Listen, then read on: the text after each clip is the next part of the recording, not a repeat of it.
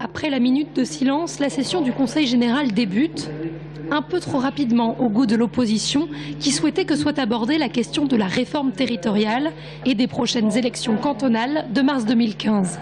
On regrette que le président Thomas n'ait pas dit « Ok, je prends acte, j'entends, moi aussi, rien ». Il nous a renvoyés dans nos buts en disant « c'est de la politique politicienne ». Mais je suis désolé, c'est pas de la politique politicienne de savoir quel est le devenir d'une collectivité locale qui date de 1790, qui est inscrite dans les mémoires et dans l'activité et dans l'action tous les jours, au prétexte que ça le gêne et qu'il n'est pas à l'aise. Puis on passe au dossier, le nouveau PDI, Programme départemental d'insertion, fruit d'un an de travail et qui représentera plus de 10% du budget du Conseil général. Déjà en place sur la période 2012-2014, le premier PDI avait dû s'adapter à la hausse du nombre de bénéficiaires du RSA, plus 16% en 2 ans. Le PDI version 2 cherche à multiplier les passerelles vers l'entreprise et à combattre les a priori. Les entrepreneurs ont une vision parfois déformée de ce qu'est le bénéficiaire du RSA, la personne qui est en difficulté, qui est en précarité. Mais de la même manière, la personne qui est en précarité, qui n'a pas été en contact avec le monde de l'emploi depuis longtemps, se fait aussi des représentations fausses de ce qu'est le monde de l'emploi.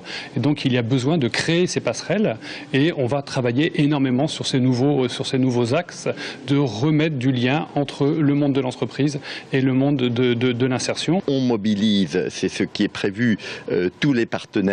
Il y a de l'accompagnement individuel, on se rapproche de Pôle emploi, on se rapproche des CIAS, on se rapproche des organismes d'insertion. Je crois véritablement, et c'est inclus, et je crois que c'est la volonté, c'est de rapprocher ces gens en difficulté du travail et des entreprises.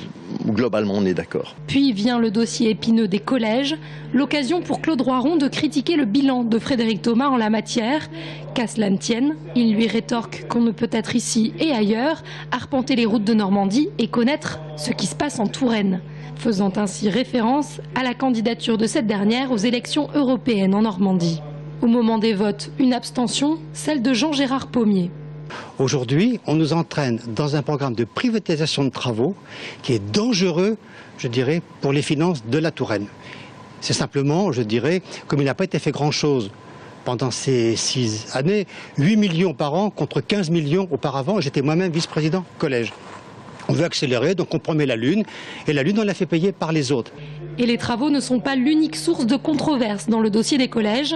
L'harmonisation des tarifs de restauration scolaire fait aussi grincer des dents. Le prix des repas variait en effet de 2,65 € à 3,58 €. Cette nouvelle mesure fait baisser le prix des repas dans 12 collèges, mais le fait en revanche augmenter dans 39 autres, parfois jusqu'à près de 5 %.